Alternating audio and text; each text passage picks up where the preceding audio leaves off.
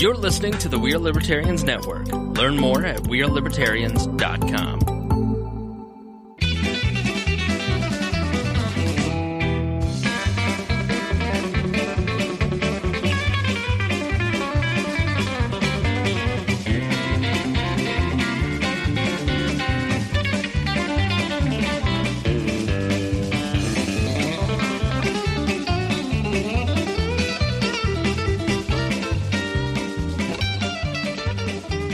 Welcome to the Boss Hog of Liberty podcast. This is episode number 197 of East Central Indiana's favorite podcast. Jeremiah Morrell here, joined by producer, co-host extraordinaire Zach Burcham and Jesse Riddle. And then, Zach, you're going to introduce our special guest. I've been running around a bunch. So special guest is Billy Cardwell. He's a financial advisor. He's going to tell us everything that we're doing right and wrong. And we're going to discuss all kinds of fun stuff, the stimulus update, the Robinhood, GameStop, all that fun stuff, cryptocurrency. It's probably why Jesse's here to get he's into the crypto, and then just discuss some other general events. For some reason, my phone is showing a video of Dakota Davis and his wife. I have no idea why. I think because in the Patreon, if people join the Patreon, it's his video in there. It's officially Dakota's page. So then it just auto-rolled into something else. Yeah, it was a video with Dakota and Audrey at their wedding. I was like, why is this on my phone? It was a great introduction looking at a wedding, though, too. Yeah. Yeah. I was like, I look at my phone and I was like, I didn't even know it turned it on. All right. Well, so this show is about our lives in rural Indiana. We're here to push your boundaries and make you think as individuals. Sometimes we'll provoke you. Other times we'll make you laugh, but hopefully you'll always learn something new.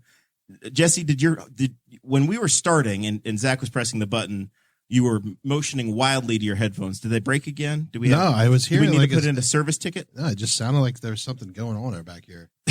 It sounded like there was like a refrigerator running, or like something was like grinding. I don't know. It was very strange. Hard to know. We're surrounded by a road on three sides. We're in very busy downtown Newcastle, Indiana, at the Boss Hog Studios. Impossible to know. Antifa knows where you are now. Yeah, it's okay. That's okay. As soon as I get my vaccine, I'm going to interface with the iPhone, so it'll be fine. Apple will know. Yep. So we're gonna thank the Patreon folks who do a great job of keeping the lights on and the heat on. It's warming up in Indiana, but it's still pretty cool. I kind of thought about not turning the heat on today, but thanks for turning it on. It's one of those classic Midwestern. It wasn't for the wind, and it was like. It's not, you just stand outside, and if you're in an area where it's chilled, you're like, this is pretty nice. If you're in the sun and then the wind hits you and you're like, the wind literally feels like air conditioning in your face. So we're going to thank the people that help pay the bills. And then if you contribute $50 or more a month, then you get your name shout out every episode. So thanks to Chris Lamb, Christy Avery, and Jonathan Phillips. And then we've got the Andy Moore Buick GMC, where we send all of our co-hosts to buy their cars. Except they sold the car that I tried to get Jesse to buy, so he went somewhere else. Then we got the Anthony Meyer GoFundMe. I think all the links for the T-Chip stores are so conveniently already in the chat, thanks to Andrew Bowman, who is taking over my responsibilities from over here, so I'm not digging on my phone the entire time. So check out the T-Chip stores, tchip.com/BHOL1234 and mug for all of the BHOL merch. And Jesse tells me that I owe you an apology for berating you as you said you demanded a bathroom break. Yeah. I am not like, when I'm here and Dakota's here, Dakota runs a video. Right. And he's just smooth because he's done it a million times. I'm getting smoother at it, but I figured out if I don't do things in a certain order, it undoes things I do.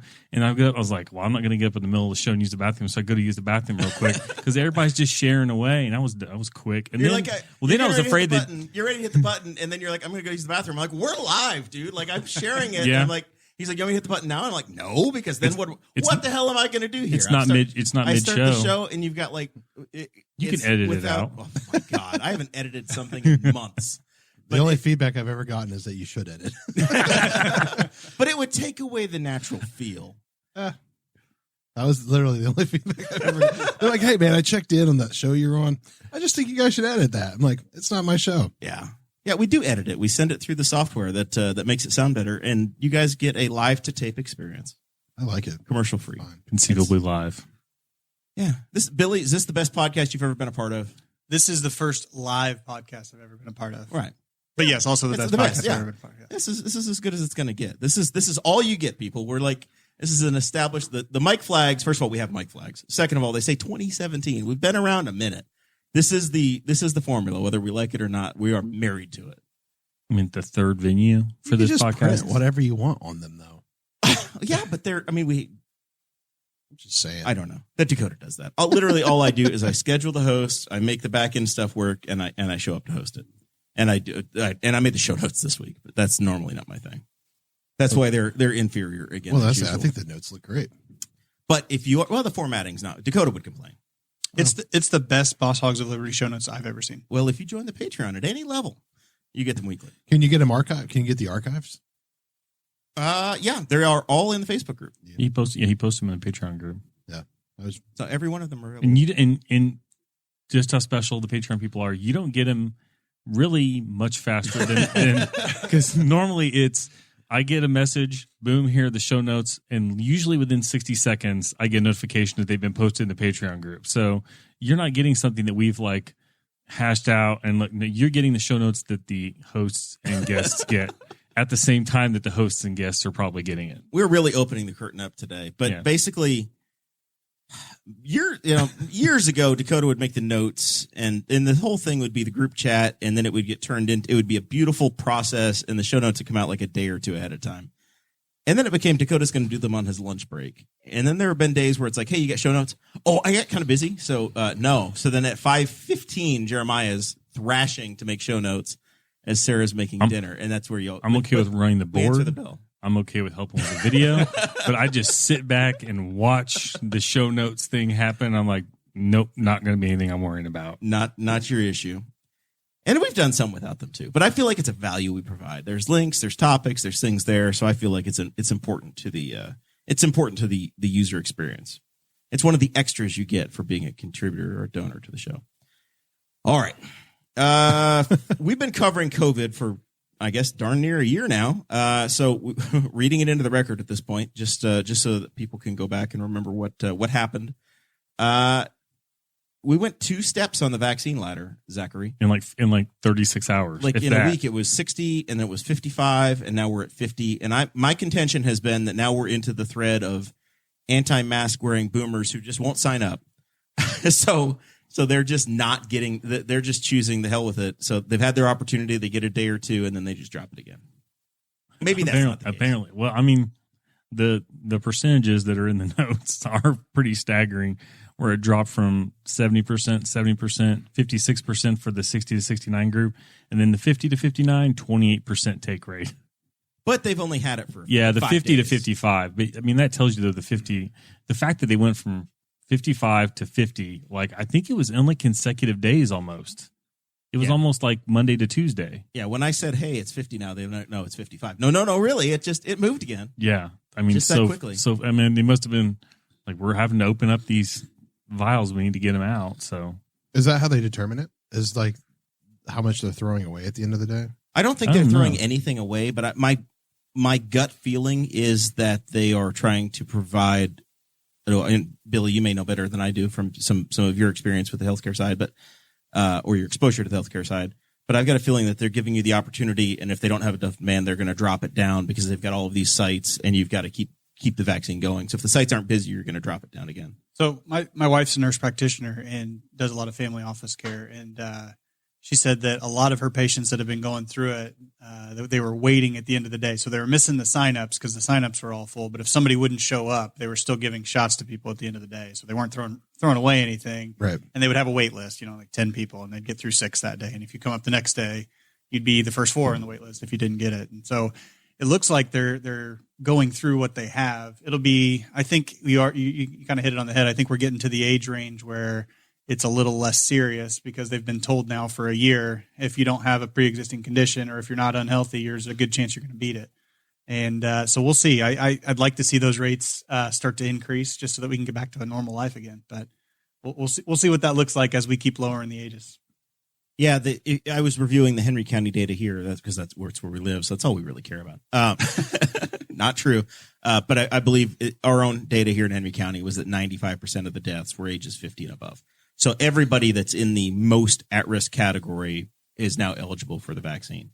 Now, somebody may say this, look, the governor's 52, so they dropped it from 55 to 50 just so that the governor can get it at IMS this weekend for the photo op, because he is the photo op governor. He probably already got his back. He's supposed to be getting it, the Johnson & Johnson on Saturday. I'll tell you what, that one's only like 65% efficient. but it's only one shot, isn't it? Is Yeah, the deal it's with it? one Only shot, but shot? it's only like its efficiency is only around like 65. So or are you going to 75. be like a vaccine snob and shop for the right one? You're No. only going to take one of the Apparently, two? they said when you sign up, you can tell what sites are giving out which ones. You can. So I that'd be signed up nice. 2 coworkers when we reached this You should be on the payroll because you are because Jeremiah's on it when it drops. He's like, "Hey, everybody, here's a link." And by the way, if you want to get done today, just go to Rushville. Yeah. Rushville evidently has got the shortest lines in Central Indiana for getting it done. I looked a number of times, and it was like I got somebody an appointment for Monday in Muncie on the day of. So when it dropped on Tuesday or whatever, it was the following Monday. There were appointments there. Newcastle's running about 3 weeks out. It's late March to get an appointment here in Newcastle. But I started looking at Rushville when it first came out. There was only 2, like every county, 2 counties clustered together, and you had a site. So the Rushville Hospital was the site for Henry County. So I started looking down there, and that's where people were getting their appointments. You can get a Pfizer shot at 1:30 this afternoon. You can get one today. Like there's 8-10 appointments a day available in Rushville still. So Yeah, you've got you could options. shop around and get them whenever you want. Like I have friends that have gotten them that are like only in their 40s. Like they just go and get them. Like they schedule them out. Well, they started to crack down on that because I know he was talking about the list at the end of the day, the short call list. They had a few left, and at first they were just. I heard that. I think we mentioned this before. There was a Walmart that was like prioritizing teachers for that list, and I don't think they were doing anything shady, but they were just saying, "Hey, we got teachers on the list. We'll bump them up at the end of the day for those leftovers." And then the governor came in and said, "Hey, you guys do that. You're no longer a site anymore. We're going to shut you down." So in the last week, it has been comical because I've been making this joke, and it finally went away this week. But it's literally felt like, okay, anybody but teachers can yeah, get the vaccine. it's been pretty amazing. Yeah, If you're an embalmer, you could get the vaccine. If you worked in a nursing home, you could get the vaccine. If you're a physical therapist, you could get the vaccine, but not the teachers. They're absolutely not.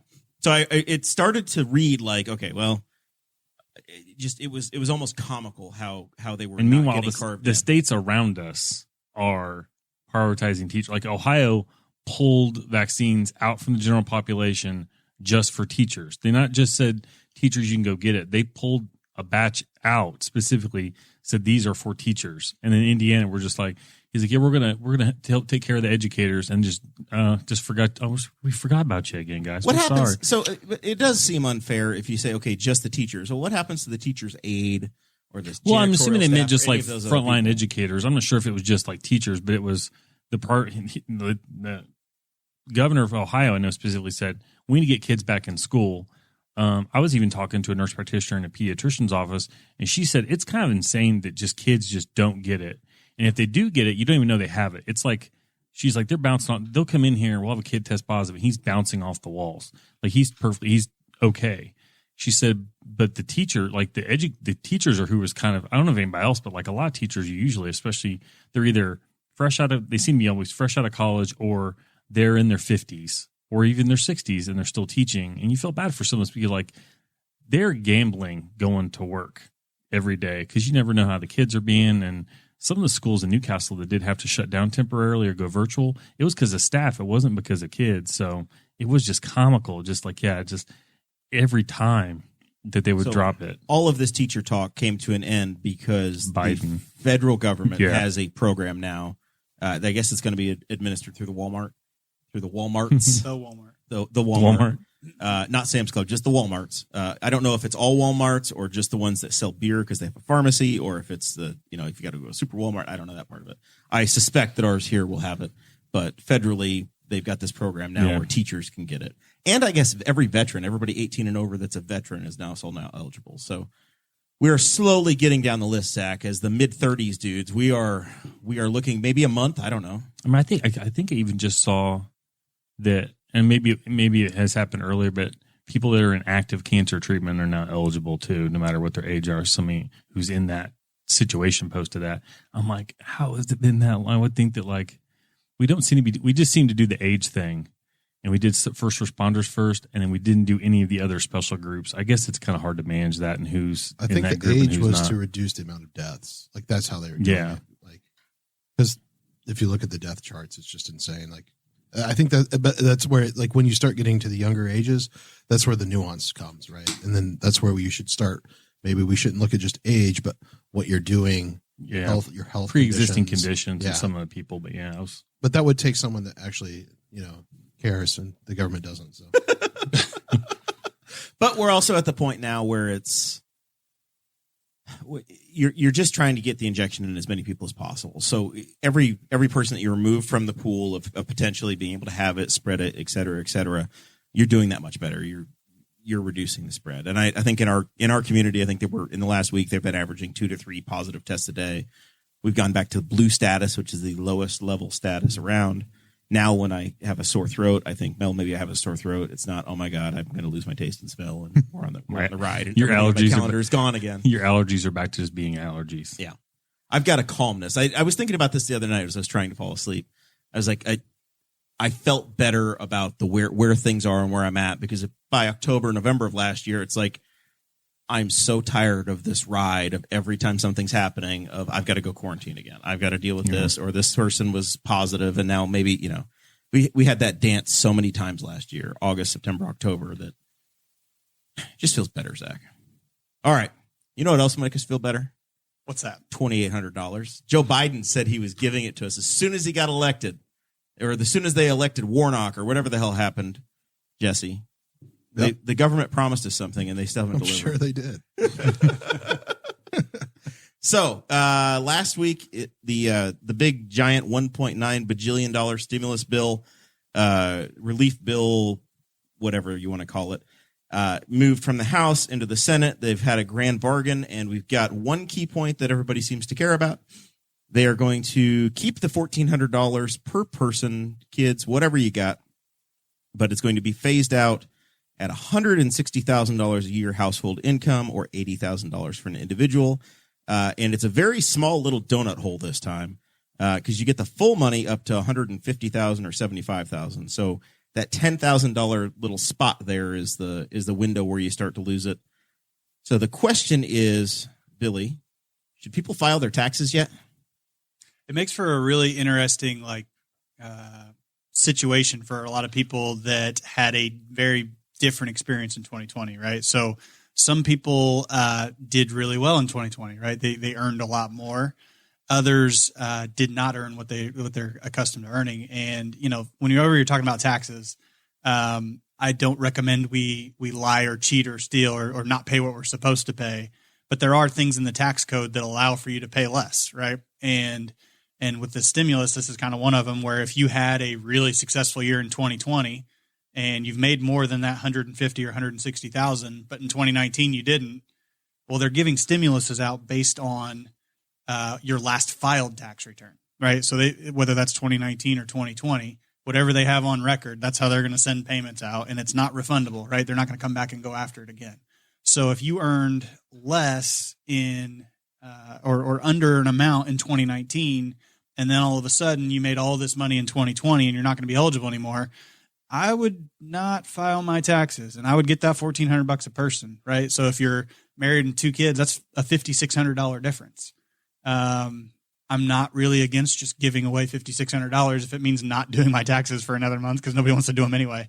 But at the same time, if 2020, if COVID hit you really hard and you're used to making $200,000, you were a commissioned salesperson, and you've gone to nothing, and now all of a sudden you're going to fall under that limit, absolutely file your taxes. File them as quickly as you can. Go get that stimulus, and hopefully 2021 is a lot better year for you and you get back to normal.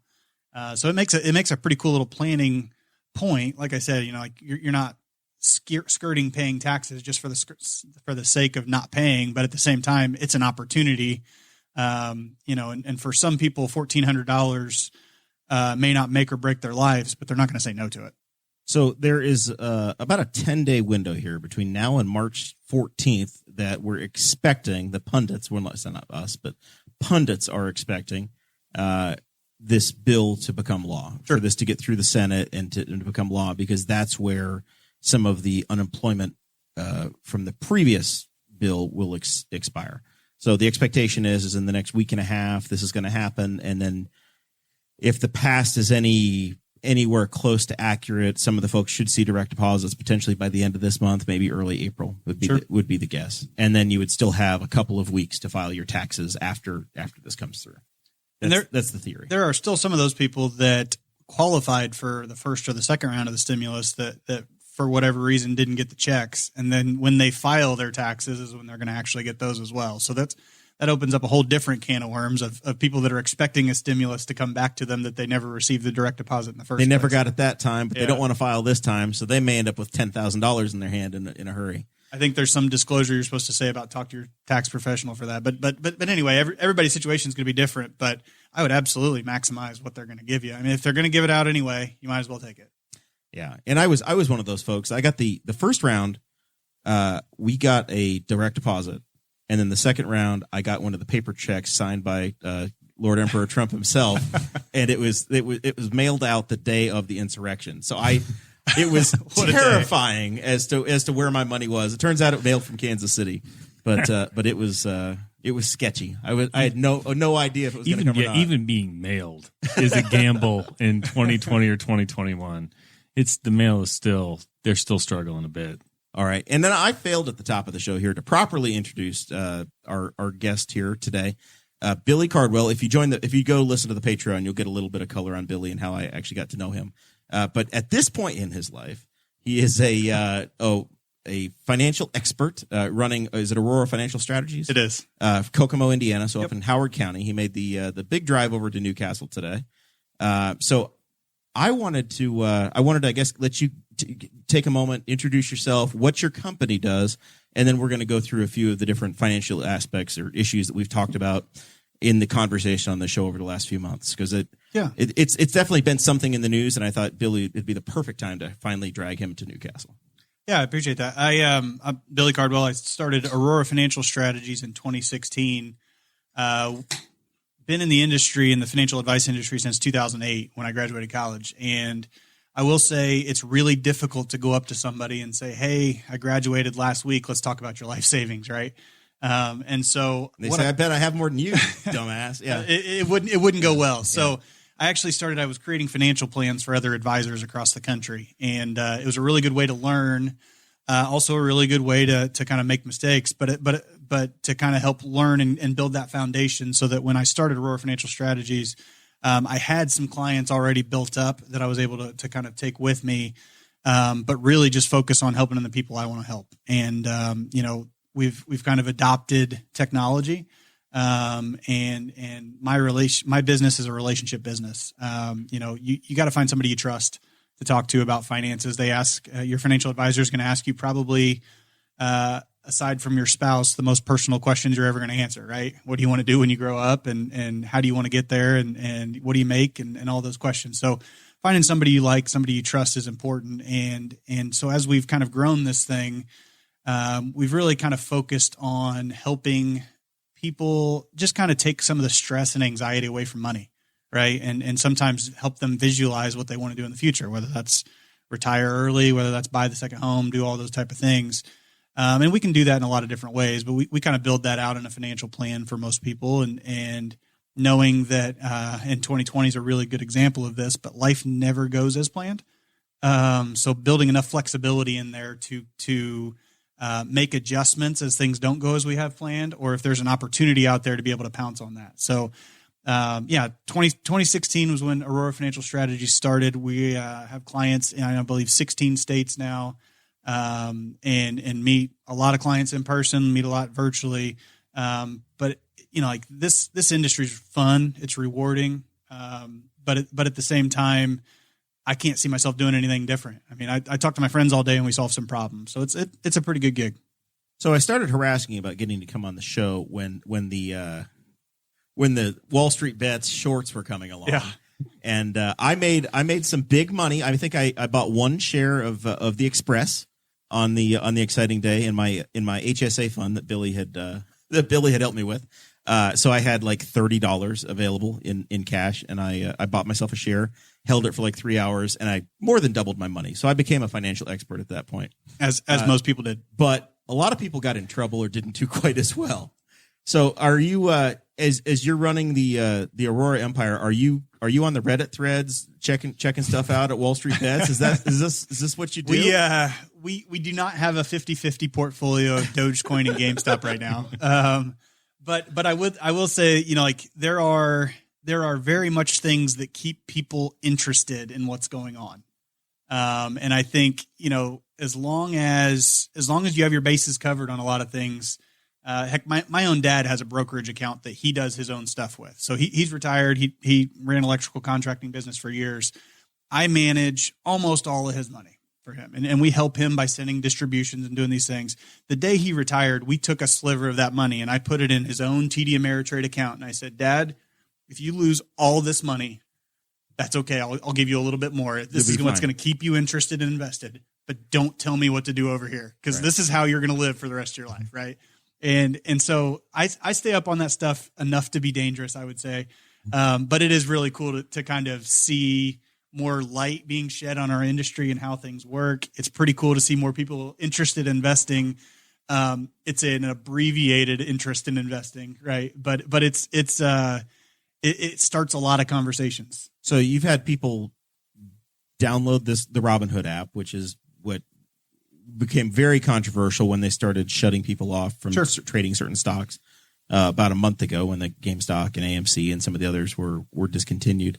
But it's to me, it has almost gamified investing the same way as somebody will do as we're watching the Michigan State game with DraftKings or FanDuel. It's a very similar experience for people where you're basically just you're gambling. Yeah, sure. And there's something to be said about entertainment, right? I mean, I told you a little bit earlier, I need Michigan State to keep scoring here. I've got a whole $5 on this game, so they need to at least cover the spread. But at the same time, like we've had some of these conversations, there's very much a difference between investing for your future and having fun with it, right? And where some people like the YOLO calls, those scare me a little bit for the people that don't have the bases covered. And there's going to, you look at some of those people in that Wall Street Bets Reddit thread where they've made a ton of freaking money. And there are others that got in at the very worst time and they have lost a ton of freaking money. And I'd love to be able to help some of those people, but like in the nature of what I do, I can't really force myself upon somebody and say, hey, by the way, you need my help, right? That's not how this works. They've got to raise their hand. They've got to come volunteer and come over. And like the way that some of that sentiment's going with just kind of all the public interest and all the money going in is it's going to keep working until it doesn't. And I think GameStop was a pretty good example of that. After a really meteoric rise, the people that got out at a decent time made some money, but those that got in at the worst possible time thinking, man, this thing's going to the moon, I believe is the saying with diamond hands and all that. But anyway, the stuff that's going to the moon is going to keep trending upward until it doesn't. But when it doesn't, that door to get out, there's 1,000 people trying to exit a door that's about 2 feet wide. So GameStop is up it's $132 still. It's not the $8 stock it was. It's a winner. It's a big winner now. Yeah, it went. Well, it's a winner for some people, right? And it was $13. Its max high was like $347. It had another high day at $327. Well, you dropped down to $40, and now it is climbing again. You should see their 52-week. They should have their 52-week low and 52-week high on that website somewhere. The 6 month chart looks like you had an earthquake and there's a couple little tremors after it, but it's like nothing and it just spikes. That's COVID. I think 52-week high is $483. 52-week low, $2.50. Yeah. What's really funny is, so one of the guys that's with me in my company, before he came over, he had his own brokerage account with us, and he actually had purchased GameStop for $2, thinking, and his whole thesis on GameStop was they're a cockroach, right? They're going to live long enough for somebody to come and acquire them for more than what they're actually worth, because the assets that they have would be worth more, right? And we won't get into the technicals of that, but so he bought, sold, and nearly quadrupled his money. Sold in the 7s somewhere, and he thought, man, that was one of the greatest trades I've ever done. And then not 9 months later, boom, just takes off. And so anyway, it's and he just doesn't want to even think about it. Well, which is the same thing that Jesse's been big in crypto, and that's what everybody says about their Bitcoin is I bought some MP3 12 years ago with Bitcoin, and it cost me $3 million. Yeah. That was a conversation I think one of our patrons was talking about after last week's show notes. He said he was involved in Bitcoin, like in the 2000s, and that there were websites where that's how you had to pay. And so he's like, yeah, I had some money in Bitcoin. He's like, I lost the password to that digital wallet. And he's like, man, if I can remember right, he's like, there's a couple $1 million in there. It's just lost in there. He's like, because back then he's like, it was pennies per Bitcoin and not like hundreds of dollars per. It was the other way around. So the example I saw was there was a StarCraft tournament where the winner got $750. Second place, third place, it was like $500, $250. Fourth through seventh got like 750 Bitcoin. and then all of a sudden, oh man, that like if you think about that, like, man, I won that StarCraft tournament, and then 5 years later, you could have been a billionaire. So how does from your wearing your professional hat, how do you look at cryptocurrency? Because as I look at it as a layman, I think, okay, it's just like any other commodity, or it's something to be traded, but it doesn't actually produce something. So if you own a stock, it's got a PE ratio. It's actually potentially going to give dividends. It's going to grow. Cryptocurrency is just no different than owning Mexican currency, American currency, Canadian currency. Is that the way that your industry looks at it, or how is it interpreted? I don't see. Or is it so new? I don't see it quite that way. I think I see it as, like the coolest part about cryptocurrency, I think for me, is just we don't go on a gold standard anymore anyway, from what it's worth, but the ability to kind of get wealth transferred to the unbanked, but also like the technology behind how that is transferred. That's ridiculously powerful. We don't own any cryptocurrency in client accounts. And part of that is the same reason why we don't own any GameStop in client accounts is when we build out portfolios for people, we build them based on where we think things are going to go, but we have a model for when we're going to buy a share of XYZ stock and when we're going to sell it. And we have a way of putting some sort of a value to that. With Bitcoin, I think Bitcoin could continue to rise, right? But I'm not going to put my clients' money in Bitcoin because that's a hunch, right? I don't want to invest on a hunch. And there are going to be times where I am wrong on our values for the stocks that we buy. I'd love to tell you we bat 1,000, but we don't. But over time, we have a really good formula for why we're buying and selling things. Not just, I think that's going to go up. And so where I think, like Bitcoin and Dogecoin and Litecoin and Ripple and all those, like there is a future in those. And if you can tell me the 4 or 5 of those tokens that are going to really be around and have some staying power and some lasting value, you're going to make some money. Jesse, what's the one? Cardano. They're sponsoring Jimmy Johnson in IndyCar this year. Are they? Got the big towers, and they've got the cars. You put a quarter in, you get a car. Is that true? It's Carvana. Carvana. No, Cardano. It's close enough. I was like, I don't know anything about this. I don't know. Dogecoin is on a stock car this weekend in Las Vegas, though. Dogecoin's been on a car many times. They've done it a few times, but yeah, they're back this weekend. Yeah, in the Xfinity Nationwide Busch Series car race or whatever. Yeah. Like some of those, if you like Dogecoin, essentially there can be as many of them as they ever want them to be. Right? Is part of it's an inflationary currency. Yeah. And just like the American dollar. That's as much as a popularity contest as it is an actual investment. Yeah. But it could still increase in value. And there have been people that have one gotten really really big rich. cheerleader. Yeah. It's like Beanie Babies to me. Yeah. Like it's very similar to that where there's or Dr. Seuss books apparently. Well, those were going to go up in value because they're I heard some of them were some people tried to look them up on like eBay and the 6 had already gone crazy. I guarantee it. Andrew Bowman, his wife tried to sell one. He's in the chat. He's a dedicated listener.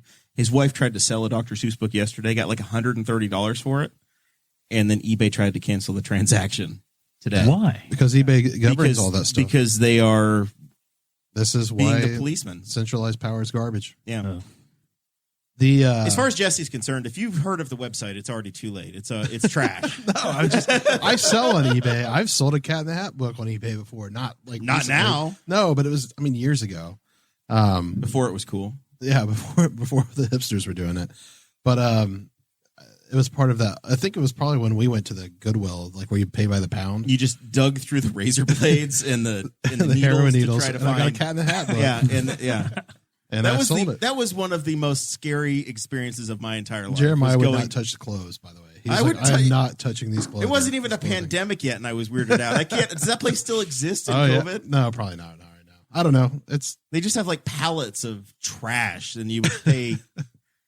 I had a coworker that loved. That was his favorite day. Was paid by the pound day. I love it. There were like 2 warehouses in Indianapolis. One of them's just up the road from where I work. I think where I work. I think that's the one I went to. Yeah, the east side of Indy. Yeah, Shaylin. Yep. I want to correct you because not all currency is a commodity. There is decentralized finance built into some of these coins because some of these coins are programmable. Okay. Right. So you not only that, like there's applications like Billy said, getting it into the unbanked is the main goal for most. Any coin that's worth its shit is like the people behind it. They're trying to solve the unbanked problem. Because, like they don't have banks. They can't send money. If they try to send money, they're going to get charged out the ass in fees. It's just insane. So the concept of being unbanked is new to me, I guess. Is that this is your privilege choice? showing. Yeah. It's not. But you think that there are people that are unbanked but they're going to choose cryptocurrency? Like to me, it feels like because they have cell phones. No, they have cell phones. So the most of them will have cell phones and access to the internet. They don't have the infrastructure for legitimate banking situations, and they also live in areas where like. And they're not going to go get an account on ally.com or something? Yeah, no. And like, so most of them are cash heavy. And so they don't even have credit histories and stuff. Like it's a big problem. There's a really good interview by Charles Hodgkinson, I think is how I pronounce his name. I forget, on TED where he kind of talks about this. And he's the guy behind Cardano. But at the time, I think he was still working with Ethereum. But like that's one of the bigger goals. But then outside of that, there's what it can still bring to like, our world where it is decentralized finance and to their world where you will make interest on your money. So with Cardano and other coins, you can put them up for staking, which is essentially kind of like putting in a savings account so your bank can borrow it and you get paid. So it's interest bearing essentially. Yeah. Like you make annual percentage yield. Like I've got some money in one coin right now that pays me 6%. So I get 6% paid right back to me, which is awesome. Like I just put the money there and sure, like it's volatile, but I'm still collecting more of those coins. On average, it's paying you 6% back in additional coin. In the coin. Yeah. Not dollars, right? Just in the coin itself. So there's those, right? You can do that through Coinbase and stuff like, and there's several different coins that do that. There's also, so other coins you can just do staking also, and that you get paid differently. And another one that I'm like heavy in is called like Pivx, which is like a privacy coin. And part of the goals, right, is to decentralize this network. That's kind of what staking helps do as well. Is if you stake your coins, you're helping decentralize the power and putting the coins all across the globe versus like in Fort Knox or whatever, right? And Pivx has the same kind of concept too. You can stake as like a stakeholder, or you can like, if you have so much and you stake so much, you become like what you call like a masternode owner. And like those people help, or like, yes, I'm putting this here and I'm running a node on the network and this will maintain, and they will pay you you get paid to maintain that. And you get voting rights and stuff and how things work and et cetera. So you have all of that, right? And then there's so many. Like if you go into Coinbase and you want to learn, they give training videos. They're very, very simple to go through, and you earn free crypto in that currency that you learn about by learning about it. And you learn about, like, it's not just like, oh, I've got this digital token. It's not that. It's so much more than that, and we're literally still scraping the surface. And like, do you think it's real though, or do you think you're just being given? You think you're watching a video, but you're just getting. No, I think some of them are real. Some of them, no, I think some of them might be like that. But I respect Coinbase, like, because I did really good on like The Sims and Farmville and stuff, and I feel like some of this. I mean, you can cash it out immediately, right? Yeah, like if you don't believe in it, you can cash it out. It's always also going to have. I mean, it's always only going to be worth what somebody else is going to pay for it, right? I mean, that's part of the system, and part of what scares me about some of the crypto market is, like in my industry, there are a lot of compliance measures that are taken to make sure people are taken care of. You're on one side of. We're regulated to death, and there are still people that are in my business for the wrong reasons, right? And it's not every day you see, but there are Ponzi schemes out there, and there are people that are selling really bad products to old ladies that they don't need because it can make them the most amount of money. And like the problem with some of the crypto space is a lot of those people haven't necessarily been subject to that kind of stuff before. And wherever there's money to be made, there's going to be some sort of predatory nature out there. And so like, heck, I even see like on my Facebook feed, you can see people that are like, ask me now about how to buy Bitcoin. Look how much I made in a day and all these. And like, there's no compliance regulation to stop some of that stuff. So I would just be a little bit more hesitant to dive all the way in on some of that stuff. Well, with anything, I mean, I'm not an all your eggs in one basket guy in the first place, but I still think that there is a future in that type of space. And the premise behind why you would do it is really cool. This is the first year that you've seen cryptocurrency on your federal taxes as well, right? I haven't filed yet, but it will be the first year that I file with my crypto stuff, because there may or may not have been a time when like that stuff wasn't getting reported. So it is what it is. They didn't ask, so you don't. Well, I mean, volunteer. One of my exchanges in Lithuania, like they're not going to give me paper. This is before like know your customer was a thing. Like it was, and this was in 2014, 2015. So, and you have no trust issues with the. No, I do. So here's an example. So I just moved. Okay, here's an example. I just moved thousands of dollars worth of crypto, and it cost me less than $1 to do it. That's power. Like that. But PayPal's if I went free, to a buddy. bank, it is to some degree. But if I went to a bank, they're going to ask me why I'm doing it. They're going to have all these questions, and then they're going to charge me to do it, and it's going to take 24. I mean, days. To get my State Farm check, it was like almost 48 hours. Well, but you did ignore the email for a while. Well, once I accepted it, it still almost took 48 hours to hit my account, which is insane.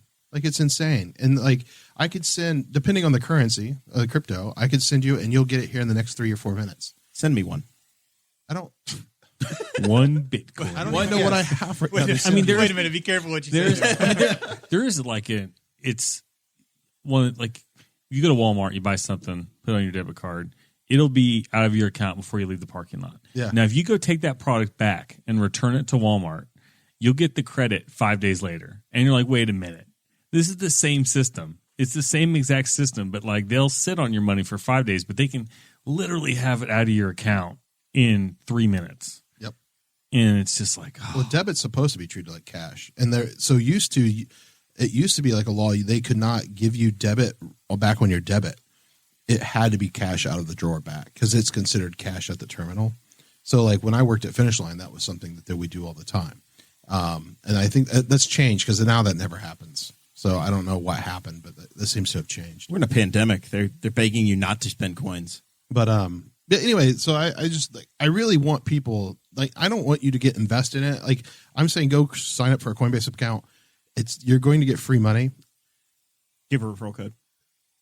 Probably, but I don't know it off the top of my head. It's the same. I don't. It's like, but you have to spend money for me to get paid. Like you have to spend like $100, and like nobody's going to do that. So I bet sign up for a free account, watch the videos. It's called Earn, I think, and you learn about all these crazy different types of technologies. And I just love it because of the whole like free market. Like people are trying to solve legitimate problems. And you're at the cutting edge of a new financial system. Is the way you're viewing it. Correct. And versus the old banking system that's based on and that's just one part of it, right? Like that's the whole decentralized finance part. There's the whole part where you build apps on it. There's the whole, like now they have like non-fungible tokens where they're coming out. So like people are being able to create like digital artwork. I think Lamborghini or Porsche or somebody's going to start using NFTs to like to go with the car. So that way that you know like something's authentic. And then when the seller hands it, they can hand the token over as well. And then they own the token and you have the car. And like, it's a way to kind of, it solves the counterfeit problem pretty well. So the disconnect, I guess, that I have is that all of this cryptocurrency, in theory, originally when it was pitched, and this conversation we had about Matt Moore spending his cryptocurrency 10 years ago, is that it's designed to be spent, right? It has a value, and you're supposed to use it to exchange for goods or services. And yet we're also having this conversation about how it's appreciating. So if a currency is appreciating so fast, people don't want to spend it. It doesn't, at that point, it's disconnected from being a useful tool for exchange. So that is a thing, right? And so now you have people creating stable coins that are pegged to the US dollar that I don't necessarily care about, but stable coins help get rid of the volatility. But it still allows you to transfer money very quickly. And it's trying to solve that. So, it's USDC. I think there's like Tether, but like I think I've talked about Tether on here before, and like it's kind of, they're a private entity, and no one knows like how many they're printing. Like they could be creating money out of thin air. No one has no idea. But some of them are not that way. But people see that as a problem, and they're trying to do stuff they're good at. But it's no different if you go to again, this is like our privilege problem, right?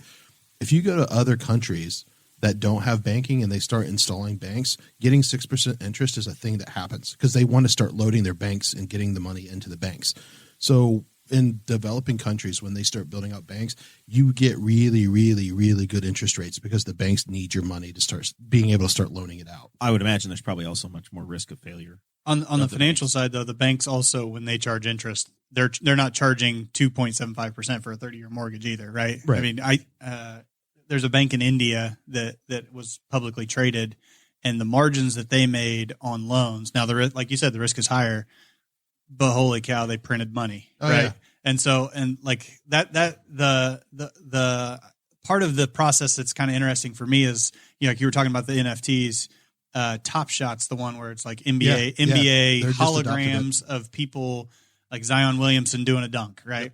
And it's selling for $30,000. Yeah, and part of me wonders, like, if we're not in a pandemic where people are bored at home and have extra money and stimulus because they're not spending it on vacations and those stuff, like, what are those really worth, right? But you even look at like the tangible things, right? Trading cards are going for all time. Everything that's collectible. I was listening to a podcast today with Pat Flynn, and if anybody listens to it, but you should, Smart Passive Income. So he was talking about like he's getting into Pokemon because the pandemic, all of these collectible markets have blown the fuck up. Like, because everybody's sitting at home. It's after 8 o'clock, Zach. We're okay. Yeah, I was like, every time I do it. There's a house rule, Billy. We don't use certain words until after 8. And they never tell me Kirsty what gets angry. Yeah, I never know what rule it is. But anyway, anyways, they've blown the heck up. And yeah, so well, I mean, you can't get your virginity back. You're good now at this point. You've done it. So, but I'm just trying to agree with Billy here. Like, yes, like it's like not only like the NFTs are coming in at a good time because we need a way to help solve counterfeit problems, especially in collectibles. And I think the NFTs are a good solution for this because Disney essentially could create their own NFTs for their collectibles and start handing them out to them. And then those things can be traded. And they define NFT for me one more time. Non-fungible token. Non-fungible token. And it's just a thing. You said it's artwork. It's like a blockchain. So it's a token that is backed by a blockchain. So the idea is that and these are built on different crypto. It's probably built on Ethereum or something. I have no idea. But, so yeah, like you would, like if you have something that's scarce and you want them to have some sort of like, it's the whole concept of like a pawn shop. You know, half the time the story sells the product, right? Like and you're like, there's no way to verify that. This is to build that verification process, the integrity in the history of something. And it will help validate that to help maintain its value versus like, you know, going into the pawn shop and Rick's like, well, I know a guy. And that guy's like, well, this was Mark Twain's whatever. And he's like, well, that sounds like a great story. I'll give you $400 for it. Like now they have like, they can go back and be like, hell yeah, he did actually own this. And like, they can go back and look at the history of the transactions and stuff has gone. So they can pedigree it.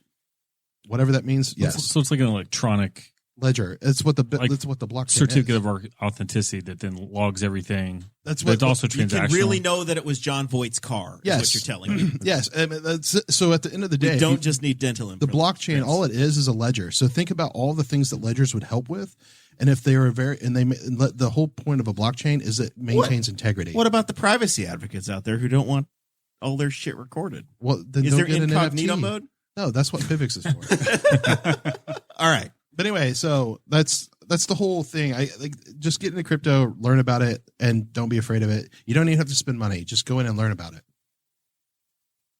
I have a question for Billy, though. The floor is yours. I'm intrigued. Perfect. So here's a thing that is very weird for anybody who's never talked to a like financial advisor or anything or wealth manager. How do you get paid? Yeah. So, because it's very weird, right? You go to these offices, you talk to these people, you never exchange any money. Feels free. And you're like, everybody's like, how do you pay? I'm like, I don't know, man. I was like, I think they make 1% of something. And I was like, 1%'s good enough for me because there's like the whole fiduciary thing or whatever. Yeah. So I think it would be a good time to talk about that to people who are listening because I don't know how to explain it. I don't fully understand it. They went over it with me. I was drinking beer and I was like, whatever, man. 1% sounds good. Did you invest under the influence? Is this what happened? No. I mean, it takes many beers for me to come under the influence. That's fair. So like my industry doesn't have like this is how you do it. And this is the blueprint that everybody can see, which adds to the confusion. There are some people that they'll charge you hourly, right? You come in, you talk, they'll send you a bill at the end of the day and you kind of get what you get out of that. And it's always really important to me. So I'm a CFP, which is just 3 letters after my name, but certified financial planner. And part of that is that I take a fiduciary role or I put my client's interest ahead of my own. Right. And so that means a lot of different things to a lot of different people, but it's always really important for me when somebody comes in for the very first time, we never charge a fee for somebody to sit down and talk to us. And so you never have to feel like you're on the clock or, oh my gosh, I've got to make sure I've got this much money before I can invest with him. And different advisors have different levels in which they'll talk to people or they'll say, hey, I need to make at least this much. We don't personally do that. Somebody might say you need to have $50,000 in investable assets before you're going to be a client of mine. Yeah, and this is part of my problem is I've got friends where I'm like I've been trying to get them to go see somebody because I'm like, look, I don't know how to invest. Like when I went to talk to mine, they're like, you don't know how to invest. I go, you're damn right. That's why I'm here. Because I was like, you've got money, but you're not doing anything with it. I was like, yeah, because I'm afraid of losing it. Even though it's depreciating, I would depreciate it faster if I was given behind it. There's 3 main things that I tell every single person in our first meeting. And number 1 is that, anytime there's compensation in it for us, you're going to know what's in it for us. Right. And typically we manage assets for a fee. Right. So our highest fee is 0.95%. As you have more money with us, that percentage starts to drop. The way I would say that is like if you have $50,000 or if you have $500,000, it's not 10 times more work to do a $500,000 account as it would be a $50,000. It's more work, but it's not 10 times more. So we start to lower that fee. But that's what's important is like, as we work together, sometimes we'll do a life insurance policy. Sometimes we'll create a financial plan for you. We don't charge for that financial plan. My terrible joke is for our financial plans that we create for people, if you think we did a good job, please tell somebody. And if you think we did a bad job, please keep that to yourself. Right. And other than that, we're going to have a great time. But that's one of the 3 main keys is like, this is what's in it for us. And anytime you open an account with us, there's a form that says, if you have X amount of dollars, your fee is 0.95%. We bill that once a month and it comes straight from your account. And there is some, so you're winning even when we're losing. But when it comes, but my goals in your account is to grow it, so I make more. And if March of 2020 happens and accounts drop, like the market was down 30%, a lot of our accounts were down in that 16, 17% range. Our income went down. Absolutely. And it was real. And so that puts our interest in line, right? This is not something where you come into the office, I'm going to make a 8% commission and you're never going to hear from me again. Yeah. And there are people in the industry that do that. And so it's really important if you're meeting with a financial advisor to ask that question. How the heck do you get paid? Yeah, because I did. Because I was like, the second meeting, I'm like, look, we haven't exchanged money. This is weird. I need to understand how you get paid. And it's 1%, and I don't understand where they're pulling the money from. Sure. No idea. I know I opened an account with them. Maybe it's from there. But I looked at it this way, and I've told my friends, I was like, look, if they made me $1 million and they want 10 grand, have at it. I'm okay with that. And they're like, it would only be 10 grand. I'm like, oh, that's 1%. So like, I'm cool with, I'm like, they could have made 5%. I still would have been okay with it. Cause I'm like, you made me $1 million. I don't give a shit. But it's just like I want people to talk to people because I feel like that's something that is missing, and people don't handle money well. So that's a great segue, Jesse, into what I wanted to ask Billy about is when and we have a lot of younger listeners. We have people across all ages, but there's a lot of folks that listen to us that are in college or in the very early stages of their careers. When should they start to have a relationship with somebody like you? Yeah, I mean, and when does it make sense? Because obviously, if you've got a 401k at work, you're not necessarily going to invest that with Aurora. But when do they start having that conversation, and what's that progression? And I'm going to tack a question on there. Do you guys also help people with debt stuff and like a lot of because you said financial planning and part of that's debt. 100%. So that's kind of why I want to tackle it, because people will be like, well, I got debt, I can't talk to you. And I'm like, that's not how this works. So kind of a misconception of our industry and how it works is you don't need to have the $250,000 ready to go, like today to start working with a financial advisor. There are advisors that will hold minimums out like that, but in your area, there's probably somebody that's willing to help you through some of those stages. A big part of what I do and a big reason of why I get out of bed in the mornings is to help people do what they want to do. Right. And I work with a lot of my friends and I'm 34 years old. And there aren't a whole lot of 34-year-olds with $1 million ready to invest. Right. And so what we've done and how we've created things is my friends that are business owners that have good jobs, that had a lot of student loan debt or some other sort of didn't do things right, coming out of school, we would sit down with them. We would say, okay, here's when we talk about debt's math, right? I mean, exactly. there's emotion involved with it, but it's math. And so if I can help mathematically show this is how you get to a better spot sooner, that gets them to a spot where they can start saving money sooner, right? And so I would recommend you talk to an advisor before you're ready to start investing, because he or she can help you get to that spot to more efficiently save more, right? To make it so you don't have to work until you're 70 years old, to make it so you can buy that second home or the boat or the car, or whatever it is you want to buy. And so that relationship generally needs to start a little bit before you're actually ready. Right. Because that's going to help lay that foundation for here's the most efficient way to do this, that, or the other. And I was going to say for you, and this is something I've told one of my friends who has gone to one, and then, they've got some debt and they're like, well, they don't want to talk to me. I was like, it's not that they don't want to talk to you. I was like, that you just need to follow what they're saying. And I think like if people were to follow your advice, right, that's good for you as a customer, as a service provider. You trust them now. Yeah. They are ready to make the financial leaps. And again, like my wealth managers, like, you're going to hate us for a while. And I was like, like the biggest sigh, but I was like, I know, like I need to do this because they were trying to change your behavior. Just put money back, and start living with less, like, cause again, I was letting it sit in my account and not do anything with it. Because I was like, if I put it in the market, I will lose it. I know I will, because I will make the dumbest decisions with it. To the point, like even the money that I get from my company now, like I call my guy up like every 3 months. I'm like, should we be selling it? Like I'm very antsy because I'm like, we're at an all-time high. We should be selling, right? He's like, no, I think we should sell. We think we should hold. I'm like, I don't agree, but this is why I'm paying you. But and like I'm genuine with them, and like, but I'm like, I trust their guidance, because I was like, this is what they do for a living. I don't do this. And part of mine is different. My goals are typically different, I feel like, than some people that come in. You still have like the people, but I'm like, I want to be financially independent, right? Like I want to be debt free. And it seems like that's a rare customer for them, because they're like, well, why? You have the money to cover all your assets and all your debt. Like you're fine. I'm like, it's a mental state thing for me. That's the emotion part we were talking about with debt. Like I can create for somebody that I think is the best. I'm a little biased. Sure. But I can create the best financial plan in the history of time for somebody. Yeah. But if it puts them in an uncomfortable situation, they're not going to do it. Right. Right. And so it's a really fine line to figuring out, here's what the numbers say, right? Right. Here's what you should do. Interest rates are at an all-time low, right? Yep. So if you've got your car loan and it's 2%, and we can go out and earn on average 6, 7, 8% in the market, right, the math says don't pay that stinking loan off. Right. Take this all is that why money. You laughed at me when I said I want to pay my car off. Yeah. Because you laughed. And I was like, I know exactly what he's thinking.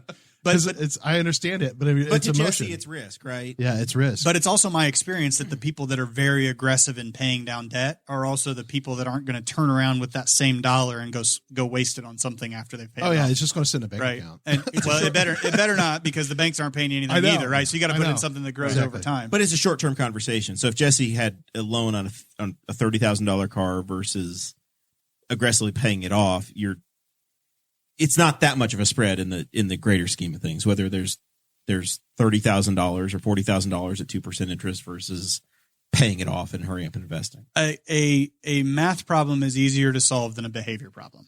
Right. Yeah. And so the opposite of that is the people that have $30,000 of credit card debt that spend more than they make every month, that don't have any way of saving.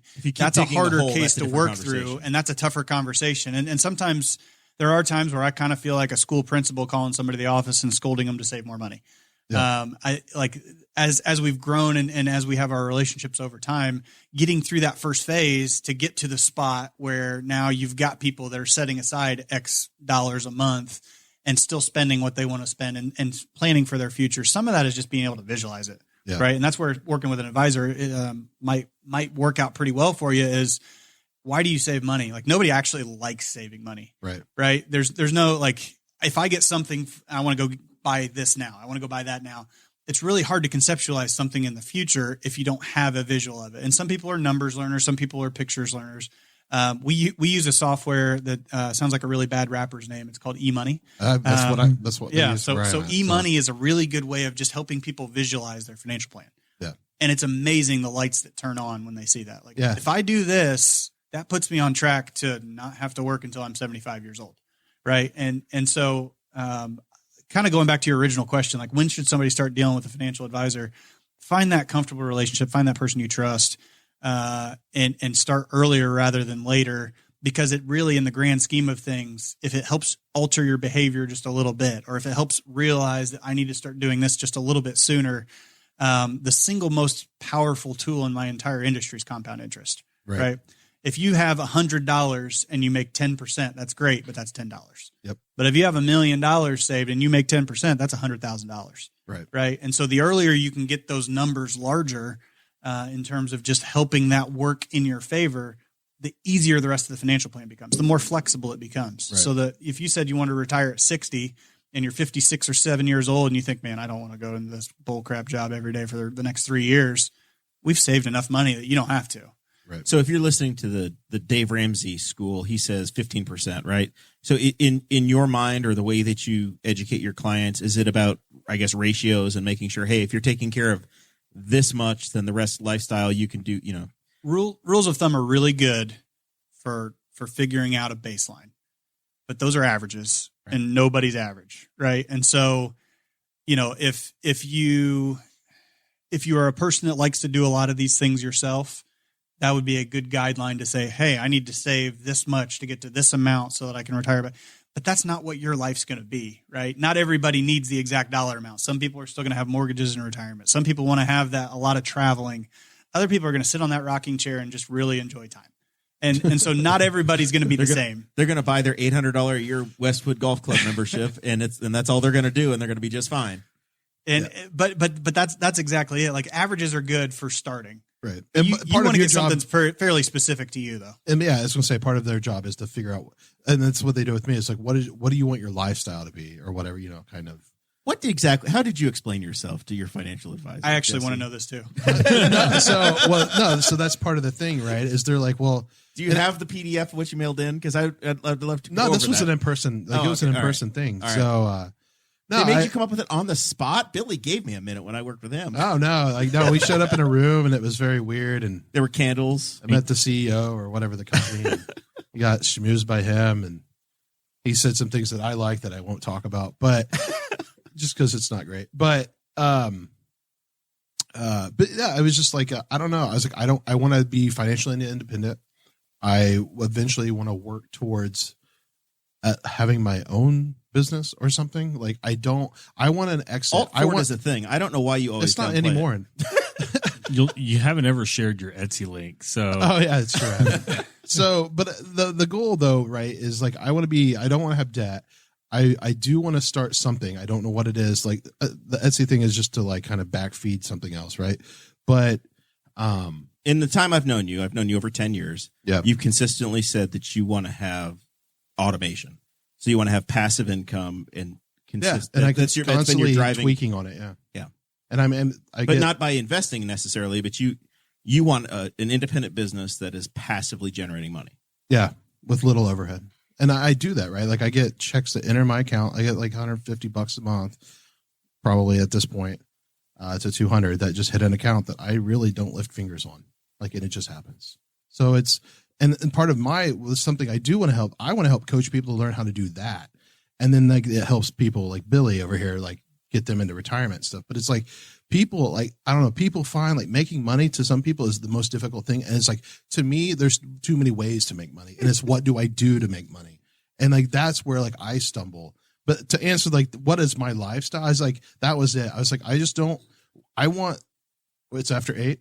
Yep. You're fuck fine. you money to where I can go into my job and this happened. Like I've done this historically in my life many times when I didn't have fuck you money because I had my parents to go home to. But like I built up a nest egg of like a couple grand, and then I was look, like, man, I got $1,500. I don't need to work here anymore. That's seriously what happened. I was like, I'm fucking out. I mean, I did that in high school. No, that's what I'm saying. I did it in high school. Yeah. But then like at Finish Line, like I worked there for so long, and I was like, I got like. Now wait a minute. You weren't the retail employee. You downplay your Finish Line. You were. I was in IT. You were high level. Yeah. Well, I started there though as a customer care agent. Yeah.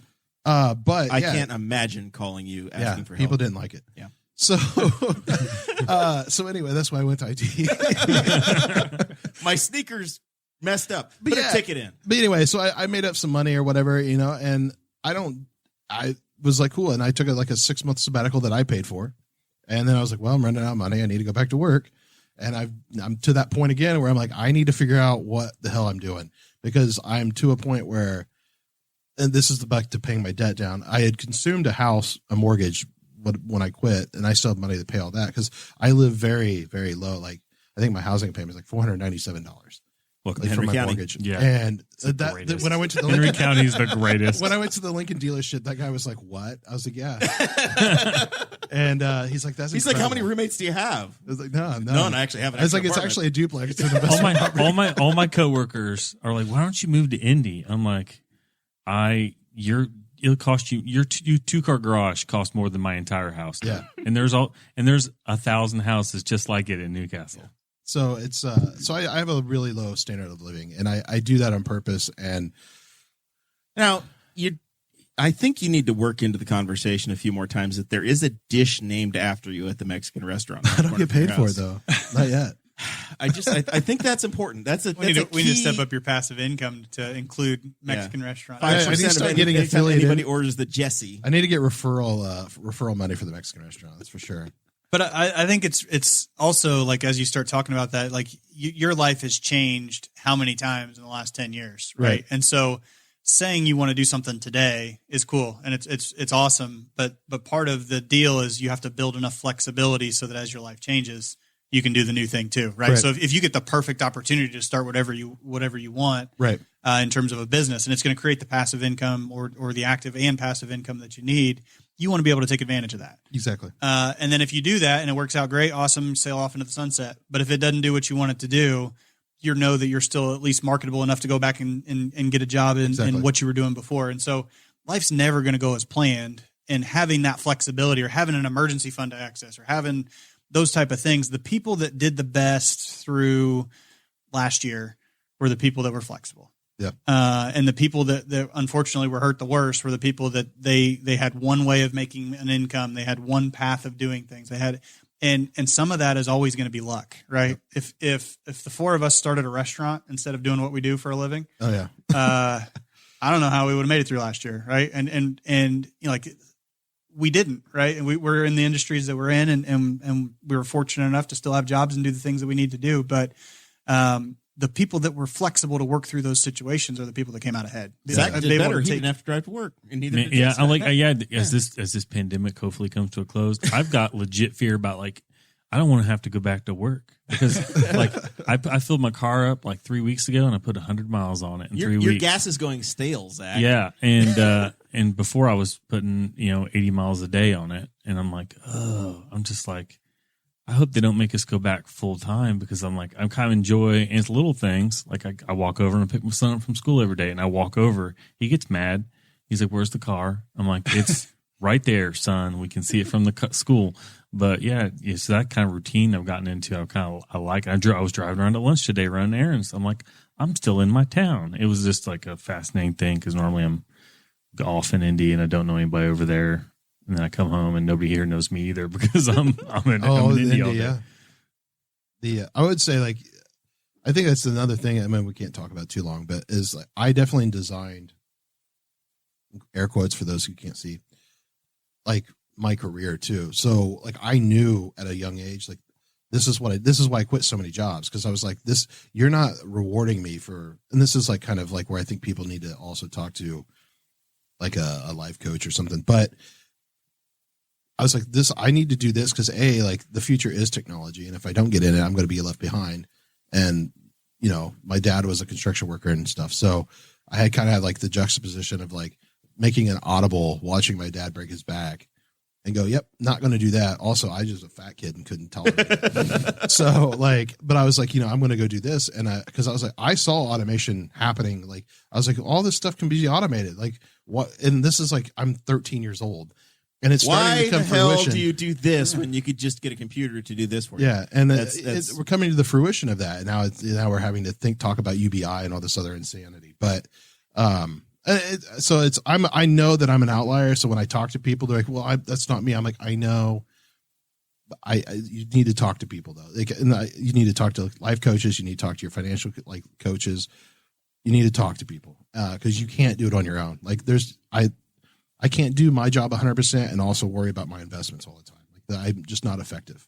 I mean, I have a job for a reason, right? Yeah. And there's probably 10% of people that they could do their own financial planning. They could do their own investments. They can weather any storms. Like the market doesn't go straight up in the air, unfortunately, right? It doesn't go from point A to point B and it's that nice straight line that gets you there. It's volatile along the way. And there are about 10% of people that can handle that and not make the worst possible. Like in 2009, when the market crashes and they go to cash and they never get back out of cash and the market goes up 600%. And they've lost out on that. Yeah. In March of 2020, at the bottom, the market's down 30% on the year. I think it dropped about 34, 35% total in about a 4-week period. And there are those people that sold at the very bottom and then they stayed out. Didn't get back in until all-time highs again. And then the last 7 days haven't been very good, right? Yeah. So there's always going to be those people that can do that and weather that storm and not make those bad decisions at the wrong time. I'm probably not a good fit for those people. Right. There's 10% of people that are just going to be gamblers, right? They're going to do the Wall Street bets. They're going to do the Robinhood GameStops. I want to make $1 million tomorrow. Some of those people, if it's on the margin of what they have, if it's not a whole part of their world, then okay, it's the entertainment of I'm taking Michigan State +9. Yep. Versus I'm plus not 12, but yeah. plus 12. What? Oh, God, you got screwed. You did great, I guess. It's not looking good right great. now, it's not looking great. There's 12:15 to play and it's already outside. Oh, you may have lost $5. That's fair. You can't claim the gambling losses, can you? I don't. This is my first year doing it. I don't know. Maybe I might get a 1099 and it'll show me all the money I lost. We'll find out. So we made Jesse describe himself. Zach, how would you describe yourself? Oh man, Here we go. Because I get the quirkiest friends. That's horrendous for me because he's like saying stuff. I was like, man, that kind of hurts. I don't know. Bureaucrat. You're I'm a bureaucrat. Yeah. Government Steady employee. income. Yeah. State, federal, whatever. I have extremely my life is so flat and so boring. I realize at times I'm like, time just flies by. I didn't even realize. Like I'm an old man sometimes. Like I had a shock brake on a truck. I'm like, I just put that on. It's been on for 4 years. The 4 years just went by like that. So, I don't know. I sat back and I guess, because one question I even had was, and it's probably a lot of people's fears. I think a lot of people, and this would be me, would go in and be afraid that, oh, great, you're going to talk to me. I'm going to give you a reason why you can't have any fun until your retirement is here. We're going to plan for retirement, but between here and there, that fun life you had in your 20s that you couldn't afford, which I did, you just spend it all. And now it's going to take you 30 years to catch up. How often do people come in thinking that's going to happen and it doesn't? You know, it's pretty interesting that Talk him off the cliff. He's already on and is terrified to pick up the phone. It's funny that a lot of people think it's going to cost so much money to save for the future, right? And if you've got time on your side, or if you've got, whatever. So you work for the state. Yeah. You've got a pension, right? Yeah. So the pension and whatever's left of when we retire Social Security is going to cover a portion of what you need. And so what you actually need to save for, you're not going to need to replace every dollar you make right now, right? Because there are things you're paying for today that you will not be paying for in retirement. Kids are definitely one of those. But TVs a year, you're going to be on maybe a TV every other year program. Yeah. By the time you retire. In case anybody's, I was on a zero TV for almost my entire life. I paid for my first TV at 36, and now I'm 4 TVs in at 38, and 2 of them were in a month. Thank you, children. Fantastic. Yeah. But like also like you're saving for your retirement right now. Well, you're not saving for your retirement when you're retired, right? So if you're saving 10% of what you make, you're not saving 10% in retirement. You're paying Social Security, you're paying into Social Security and Medicare. That's 7.65%. I've already taken away like 30% of your income right now of money that you never see. I used to, right? When I had more free time at work, and we've getting all kinds of crazy stuff going on. But like, there's actually somebody puts together what's called a Social Security Digest, and it's like they just pull articles about Social Security and put them in a thing. And I would like skim through it, and it talked about the fact that like the average person only needs to replace like 60 to 70% of their income because you're not commuting. You might be eating out for fun, but you're not like buying lunch at the food truck or whatever at the time. So because I remember I got in my car today to leave to go do something, and they said you only have to have $2.5 million in savings will get you $100,000 a year. I was like, $100,000 a year in Newcastle, you're living like a baller. Like in Newcastle, I'm like, that's a cost of living for a community that I don't live in. But yeah, that was kind of a thought I had was like, and you mentioned like somebody saving for a car or for a second house. It's like a lot of people are probably afraid that they're going to go into that and be told none of that's possible, and that's not what the goal is. But if you give somebody like a carrot in their current life to look forward to and not just 30 years down the road. And that's a lot of what we set up too is, like you want to be rewarded for doing better, right? Whether that's a raise, whether that's a promotion, whether that's some of those things. And so if we set that up, if I do my job on the front end and I set you up correctly to succeed, as those raises come in, as those bonuses come in, maybe we spend 50 cents on the dollar. So you reward yourself for what you've done, right? And it makes you encouraged to keep doing that. And you're not going to miss the other 50 cents because you already built your life the way you want to, or you're already saving the way you need to. You can go spend 50 of those cents. You can save 50 of those cents for something long-term or midterm in the future. And then some of that is a lot of people don't optimize their current situation. And it's because they don't know, right? It's maximizing the benefits that you get through work, whether that's through stock options, whether that's through a match on your 401k, whether that's something HSA. They exposed that for me. Like I wasn't taking a control of our purchase plan, which it's free money. It was free. Not only was it free money, the way that our stock fell, I literally doubled everything I put in. Like I put in like whatever the max is for like an ESPP, which is like 12 grand or something like that. And so the night that I went to buy, the stock had already jumped over 100. Like it went from like 130 to like 260. You got the magic of, and you got it at 130. I got it at 130. You got the magic of the low, and with the 15% off of that price. And so I literally all the money I put instantly doubled overnight. Yep. And so it's like stuff like that. I was like, this is amazing. And this is the most amazing thing. You don't know to ask those questions. Like there's not a course in high school where it's like, hey, figure out how to maximize your employer's benefits or your financial plan, right? Don't sell that for a year at least. No, I know. Yeah, keep those long-term gains. I have a wealth manager. Right. So, but some of that is that's probably why he was saying don't sell it. Yeah. Hold on to it for a year for the tax reasons. Why you should meet with somebody is in theory, if they're okay at what they do, they should be at least be able to bring some light to that to you to maybe help you see things in a different way that you haven't seen before. And if that relationship starts off with, hey, by the way, I'm going to save you $7,500 a year in taxes, and you're going to save $10,000 more, and it's only going to cost you $2,500. That's a pretty good relationship to start, right? Yeah. You've paid for whatever that guy's going to charge you. That's a biased statement, but you're going to pay for you've got a lot of value out of whatever that fee is, assuming that fee is reasonable. And so the other thing is the tax savings. They're like, if you have kids, right, putting money into the, like there's 529, a 529, and like, so essentially putting money into like accounts pre-tax. So that way you actually you're saving money and not actually losing money on your end. Wait a minute. Is a financial advisor actually going to a wealth advisor going to actually talk you into getting yourself married, Jesse? Are you settling down? No. For financial reasons? Because it sounds like you're ready to adopt a kid. No, this is it was something my boss. I've got one, but he might lose money on it. Yeah, it was something that one of my managers did at the time. Right, he was like, "Look, they've helped me with this. Like, I didn't know about this." I was like, "All right," like because again, I had coworkers who were like, "You need to get this employee stock purchase thing." I'm like, I don't trust you with financial anything.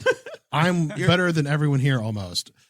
I need to talk to someone Susan, your hair is purple. I don't care about your financial advice. Yeah, so I had to talk to someone that was like, this is their job. And they're like, yeah, you're an idiot for not doing this. I go, all right, then we should start doing this. And that was where they were telling me, like, you're going to hate us because they're like, you're going to tap this out. And there will be one day where that light turns on and you're going to thank them. Yeah. Well, the day I get to cash it out and pay my house off, I'd be like, thank you. At a 2% interest rate, I wouldn't do that, but. I don't have that much left. I do remember there's like weird bits of financial information that gets stuck in your head. I had a finance prof in college, and he was talking about student loan debt. And he's like, man, I've got coworkers with $250,000 in student loan debt. He's like, and they are going to die with some of that debt probably around. Yeah. It's like because they're making more money with their money somewhere else. He's like, because they're doctors. They got PhDs in finance or whatever. He's like, their money's so cheap. He's like, they're never going to pay it off. He's like, so when you get out of here, if you have a student loan debt, he's like, if you can invest it and do something smarter with it and make more money, he's like, do that. He's like, I was like, I never forgot that. It was one of those little bits of information where a lot of people are like, get rid of the debt, get rid of the debt, get rid of the debt. But the debt's really cheap. If you can make it up on the other end. And you can make it up on the other end. And don't say, well, I'm not going to pay that off and then just like go buy an Xbox. That's not smart. But yeah. It's a math, it's a math problem if you can get past sometimes. So. You could meet a good financial advisor that way. But it is subscribe to Patreon for the back end story for your financial hacks. If you can get past the emotion of it, the numbers always make sense. Yeah, but it's insane how that was brought to light to me by talking. I'm promoting financial advisors because I love them as much as I hate them. I love them only because what a great promotion. They just it makes you nobody wants to save money. Yeah. But like it's like I look at it as like an accountability partner. You're like if somebody's trying to get sober, if you're trying to do these things, you're like I'm trying not to be in debt. I'm trying not to just let my money sit in banks to get negative interest rates or 0.12 or whatever the hell they're giving out these days. Less than 0.1, I think, right? But anyway, no. Your job's awesome. When you said once I found out, I was like, oh, this is going to be a great chat.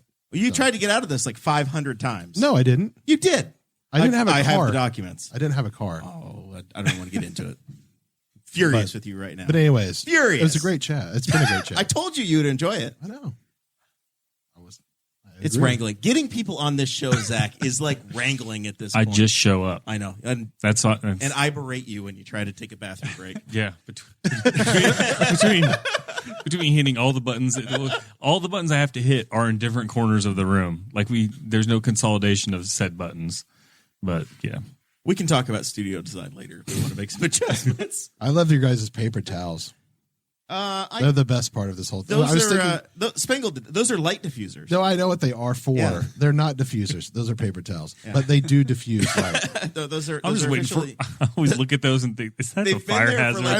I put my hand on them all the time. Like, how hot is that? Really? One of these days, we're just gonna be looking at Jeremiah's computer, and we're just gonna see a little bit of smoke, and also you're just gonna see like a little whoosh on the wing and wheel back here. I mean, look around the room. It's like we are inside of a fireplace. We're probably mostly okay. It is all brick everywhere. I guarantee you the paint on this door turns into the most toxic smoke you've ever experienced in your life. We're mostly okay is generally not a. I was looking at it earlier and I was like, we just need to get some real diffusers.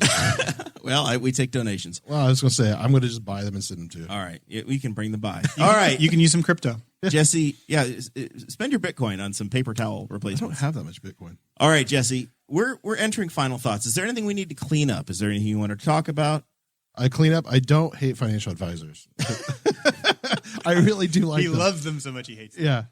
He hates everybody. They provide so much value that I'm like, why? I hate that I didn't talk to one earlier in my life. That's pretty much what I bet that some people, financial advisors, are like personal trainers. Like in the moment, you are going to hate them. Exactly. But if they're a good one, they're telling you things you need to do to get where you need to be. Yeah. if that's the goal. Usually my relationship with clients liking me or hating me is directly related to how their accounts are performing. So the last year, Well, that's true. from March on, It's been okay. I've had a lot of fans. There's smiles. Yeah. So we'll hopefully that keeps going. So Jesse, how do people find your Etsy account or your? I think your, just go to Google, type Etsy, and then Bitmover, BITM as in Mary, V as in Victor, R as in Roger, and that should pull up. This is the first time he's mentioned anything other than there is an Etsy store, and we've never gotten in it. What's Bitmover mean? This is my potential idea of having I want to create like a main conglomerate and then explore different things because I have too many things in my head. So you have an easel where you're selling the Linux Penguin. Yep. Can you explain that? Does the easel come with it, or it's just a sticker? No, easel comes. I probably should put that in the notes, but 1 star. I only got the damn penguin. The easel did not show exactly. up. No, so something I'm doing with all of these stickers are all public domain and or like open source, so I don't have to pay for them. So I don't have to pay any royalties. So that's the idea is like let me find a bunch of public domain stuff that people want and then scale it horizontally.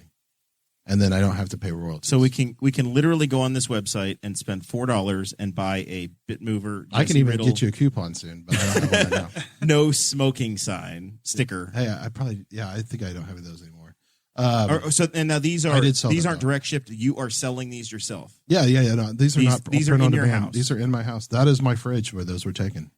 On top of it, I bought the easel at Walmart. So these are okay. All right, that makes sense. So I shipped out 4 stickers today. It says that you have 2 no smoking stickers still available. I might. I probably do. I haven't done How's Etsy's inventory management software? The software is amazing. Like it's the best. It blows eBay out of the water. And you're selling, Mr. Anti-Government, are selling NASA stickers. I haven't sold a single damn NASA sticker. I think it's too expensive because it's really tiny. Have you tried Space Force? No, but I don't even like that show. Well, not the show. Sorry, you're talking about the whole Trump thing. The branch. Wasn't there a movie called or a TV show? There's a Steve Carell not Netflix good. deal. Don't recommend it. If you want to see witchcraft, though, by the way, watch that SpaceX rocket land. Reminds me, WandaVision's on tomorrow.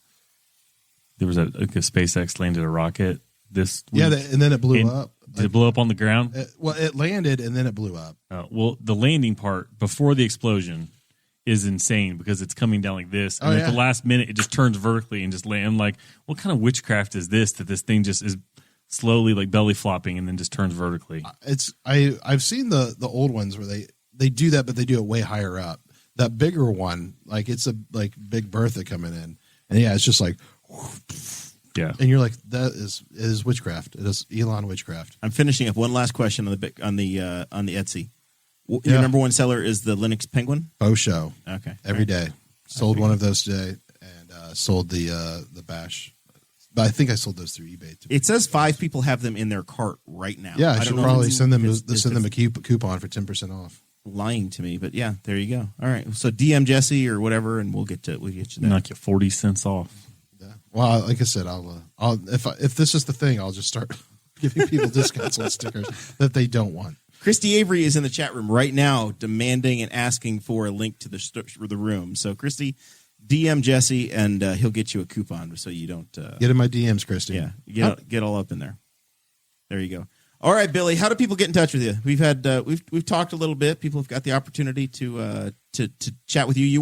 You're potent, you said, in like 16 states right now, but Kokomo's only an hour and a half away from here, so you're happy to work with Henry County people. It is. I have a decent amount of Henry County clients. Yeah. So our website's aurorafinancialstrategies.com.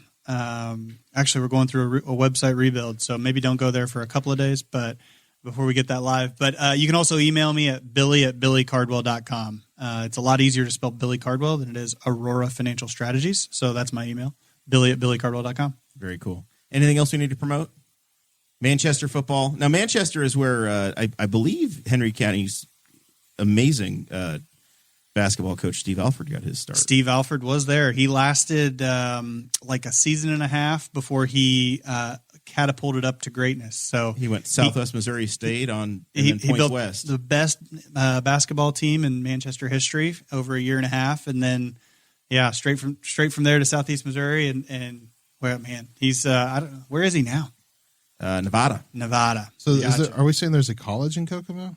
So I went to Manchester College. Oh, okay. After I grew up in Kokomo, went to Manchester College, played football. Gotcha. Had a good time. That was my tight end joke about when we were. No, I doing gotcha. Here we are. Yeah, when we were doing the mic check before the mics turned on. I was just like, I was like Kokomo College.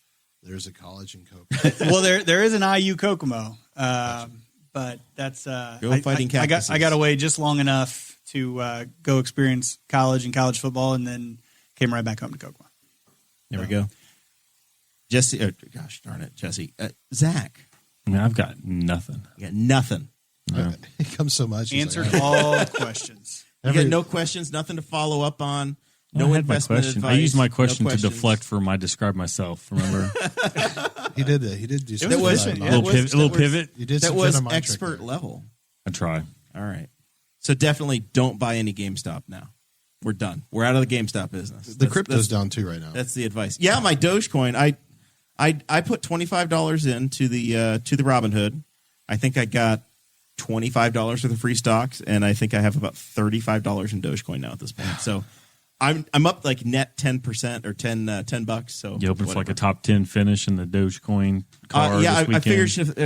figure if the Dogecoin Chevy finishes top 5 and We get another Elon and tweet. Elon tweets, it will go up to 10 cents, and then I'll sell it and buy again at the bottom.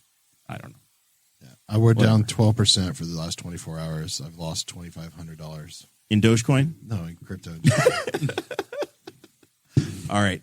I'm going to excuse Zach so he can do all of the jobs that he doesn't get paid for. I want to thank Frances Lewis for doing the beer run. She's awesome and incredible. My cousin. She went to Wisconsin, brought back the spotted cow. She says she hasn't had any yet. Well, she brought this. Yeah. And if she comes and visits me before the 6-pack that's at home gone, I will happily share some out of that for her. And next week's show, we will have Kyle Robbins on. Kyle is a open wheel all-star. I think he was the Silver Crown Rookie of the Year 2 years ago. Newcastle, Indiana's own, and he's going to be doing the big tour all over the country. Pavement, dirt, essentially a sprint car, but we'll get into that next week. Very excited about it. We'll talk about it then. Thank you for listening to the Boss Hog of Liberty, which is part of the We Are Libertarians network. I am Chris Spangle, and I am the founder of this network, and I invite you to listen to all of our shows, which you can find at WeAreLibertarians.com or by searching for these in your podcatcher. The flagship show is the We Are Libertarians podcast, where we apply libertarian principles to current events. The Brian Nichols Show is a conversation amongst Republicans, Democrats, Libertarians, Independents, as they talk about what is happening in the news. And we have many other podcasts like The Chris Spangle Show, Upward, The Cost, Raw Audio Politics, Miranda's World, and Tad Talk, which is quite a ride. So check all of these out. Go to WeAreLibertarians.com, and you can check out all of our great podcasts. Thanks for listening. Thank you for listening to the We Are Libertarians Network. Get our other shows at WeAreLibertarians.com.